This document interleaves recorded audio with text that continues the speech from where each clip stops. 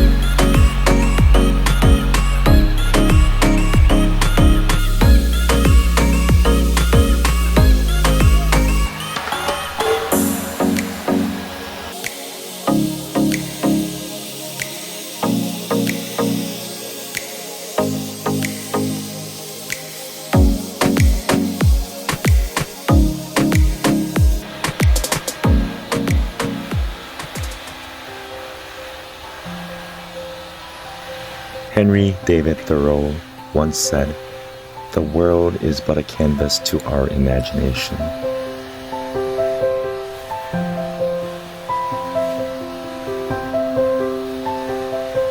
He also said, "He who hears the rippling of rivers in these degenerate days will not utterly despair."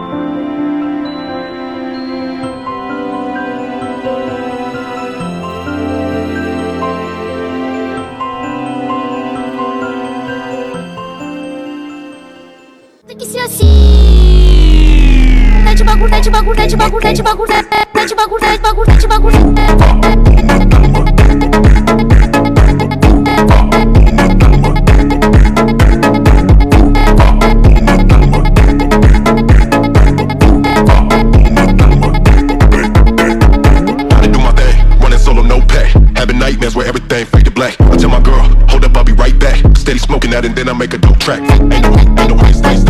She ain't look, I tell my girl, up, right. Steady spin, I'm no. Ain't no way, stay. She ain't look, I tell my girl, up, right. Put another stick in there. Here I tried to put a few stick. I even colored it so that it blends It's a little darker and blends in nicer with the black rocks. So just a few to make it interesting, not too many. Yeah.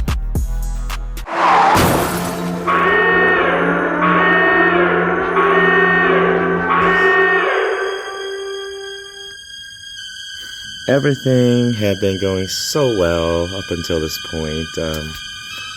I mean, it was a gorgeous piece of work, an artwork, absolutely stunning.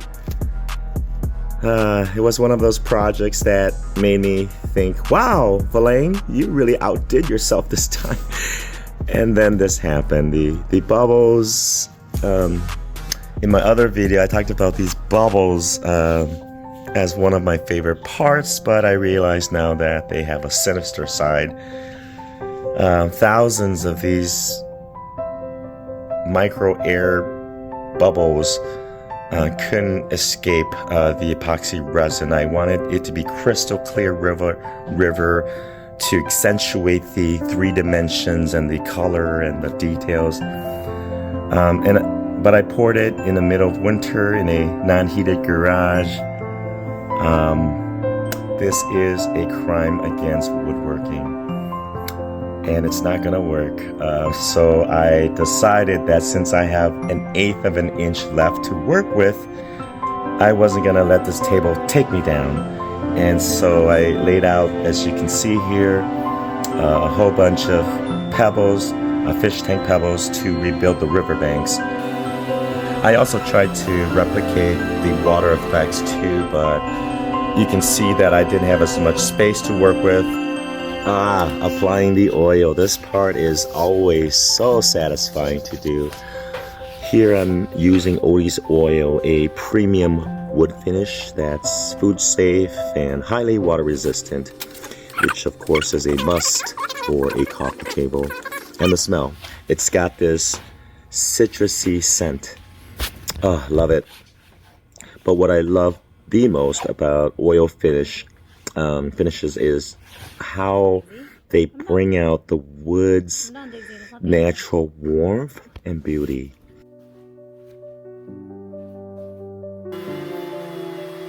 This build was really special to me. I've never made anything like this for my son. At the time he was living in Arkansas, and I made a special delivery during Thanksgiving to him. So, well, I hope you have had just as much fun watching this as I had making it. Even though I hit a major setback, projects like these teach us how to pivot and turn mistakes into something better, hopefully.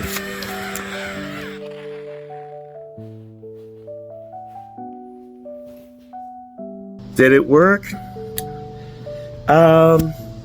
Yeah, kind of. I like it. But to be honest, that first version was so much better. And so, hey, if anybody wants to commission me to redo this and make it personal to you, I'd love to have at it again. In the meantime, I hope you have enjoyed watching my failures just as much as my successes, because, hey, that's how I learn, that's how every person learns. And hopefully now you won't have to make that mistake because you've watched this awesome video. So I will see you at the next one. Take care.